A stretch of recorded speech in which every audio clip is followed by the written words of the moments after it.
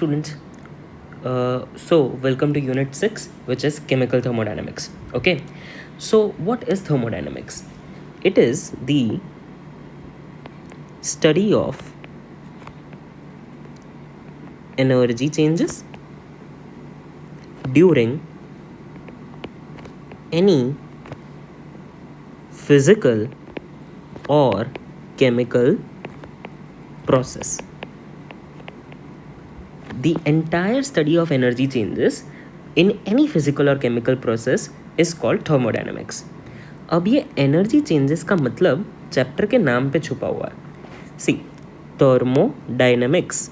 Thermo का मतलब होता है हीट एंड डायनेमिक्स का मतलब होता है flow. So in any physical or chemical changes whenever you study the heat flow, that is nothing but the energy change, and उसका study is called thermodynamics. We should remember, students, that thermodynamics is not concerned with total energy of the system.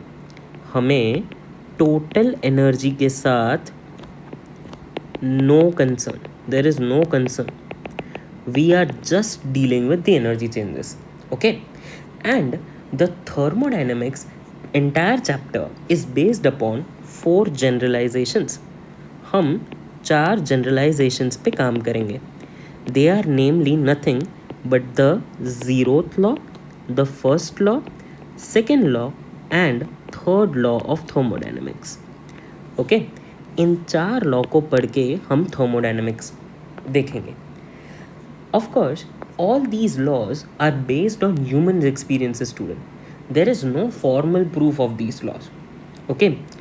Now, let us begin with some of the important terms which you are going to come across in this chapter frequently. So, there are 3 important terms: system, surrounding and boundary.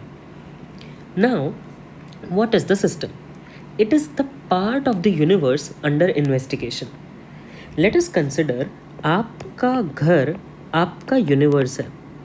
Your home is your universe, जिसमें आपका room investigation के अंदर है. तो आपका particular room क्या बन गया? सिस्टम बन गया. Surrounding, the rest of the universe which is not under investigation. मतलब आपका बाकी का पार्ट जो है घर का, वो आपका क्या बन गया? सराउंडिंग बन गया. Right. And what is boundary?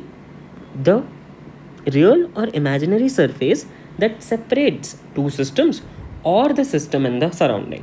मतलब आपके रूम और आपके बाकी के घर की जो दीवार सेपरेट हो रही है, उसको हम बाउंड्री कहेंगे. ठीक है? That means we have to concern only about the energy changes in the system. हम सिस्टम के एनर्जी चेंजेस पे कंसर्न करेंगे. ठीक है? So let us see what are the different types of systems in which we are gonna work. There are 3 types of systems: open system, closed system and isolated system. So, what are open system? Open systems are something which can exchange energy and matter with the surrounding. For example, imagine करो आप एक petri dish में calcium carbonate को heat कर रहे हो through a Bunsen burner. Okay, तो ये बर्नर की हीट इस वेसल से कैल्शियम कार्बोनेट में गई, तो आपने हीट एक्सचेंज की. And whenever this calcium carbonate gets heated, guys, calcium oxide और कार्बन डाइऑक्साइड गैस रिलीज होता है. सो दैट मीन्स ये ओपन वेसल से कार्बन डाइऑक्साइड गैस एक्सकेप होगा. मतलब आप मैटर भी एक्सचेंज कर रहे हो. That is why heating of calcium carbonate in an open vessel will be open system. Right? So closed system क्या हो जाएगा? Any system which can exchange energy but not matter. तो हम बोलेंगे कोई बात नहीं, एक वेसल के ऊपर एक लिड डाल देते हैं, उसके अंदर CaCO3 को फिर से हीट करते हैं through the Bunsen burner.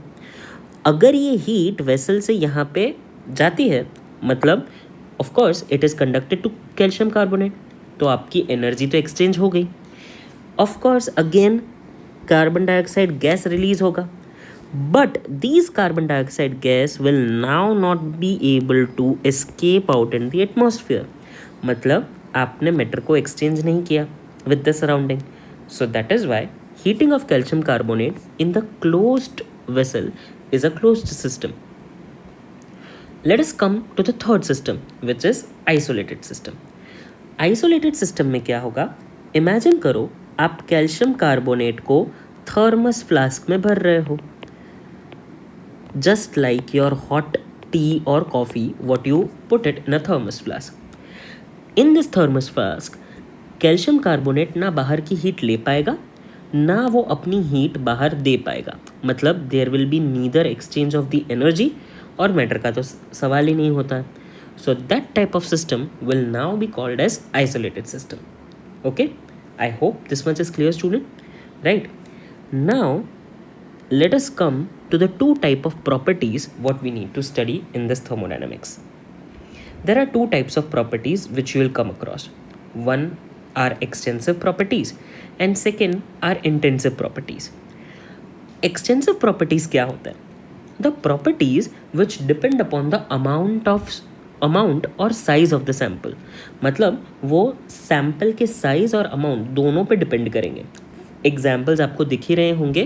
Mass, volume, enthalpy is nothing but heat capacity, any form of energy, ये सारी एक्सटेंसिव प्रॉपर्टीज हो जाएगी. और इंटेंसिव प्रॉपर्टीज क्या होगी? Those properties which will not depend upon the amount और साइज ऑफ द सैम्पल. मतलब density, surface tension, viscosity, temperature, pressure, specific heat. I guess ये इन सारी क्वांटिटीज़ को आपने फिज़िक्स के सेकेंड चैप्टर के डिमेंशंस वाले पार्ट में पढ़ा होगा, है ना. सो दोज प्रॉपर्टीज़ जो साइज या अमाउंट पे डिपेंड करती है वो एक्सटेंसिव, जो नहीं डिपेंड करती है वो इंटेंसिव.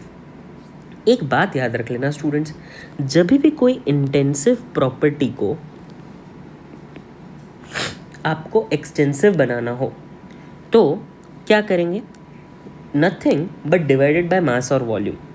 अगर आप उसको मास या वॉल्यूम से डिवाइड कर देंगे वो लोग एक दूसरे में इंटर कन्वर्ट हो जाएंगे. ठीक है, okay, don't worry, that's not required right now, it was just an extra information. Let us move on to the next part जो हम लोगों को इंट्रोडक्शन में पढ़ना पड़ेगा, and that is nothing but state of a system. Now what is the state of a system?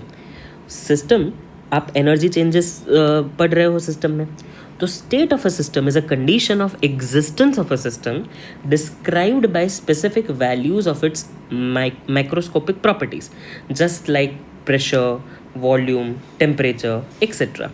ठीक है, मतलब जब भी आप किसी सिस्टम में एनर्जी चेंजेस को डिस्क्राइब करोगे तो वो डिस्क्रिप्शन किसके सहारे आएगा? By some values of microscopic properties, just like यहाँ पे जो मेंशन है, pressure, volume, temperature, moles of gases etcetera. So इसको हम स्टेट ऑफ अ सिस्टम बोलते हैं. और ये स्टेट ऑफ अ सिस्टम को डिस्क्राइब करने के लिए हमें जिन प्रॉपर्टीज़ का सहारा चाहिए उन प्रॉपर्टीज़ को हम क्या बोलेंगे? They are called state functions or state variables. Okay, these state functions are that thermodynamic property which depend upon the initial and final state of the system. They are not dependent on the path of or manner by which the state is achieved. मतलब अगर आप किसी भी gas को, CO2 अगर gas है, उसको आप सॉलिड में कन्वर्ट कर देते हो तो ये जो स्टेट फंक्शन है, कोई भी प्रॉपर्टी ले लो, वो प्रॉपर्टी आपके इनिशियल और फाइनल स्टेट पे ही डिपेंड करेगी. आपने इस गैस को सॉलिड पे कैसे कन्वर्ट किया उस पाथ पे वो डिपेंड नहीं करेगी. ठीक है, so this was some basic idea for thermodynamics which is needed before starting the chapter. Okay.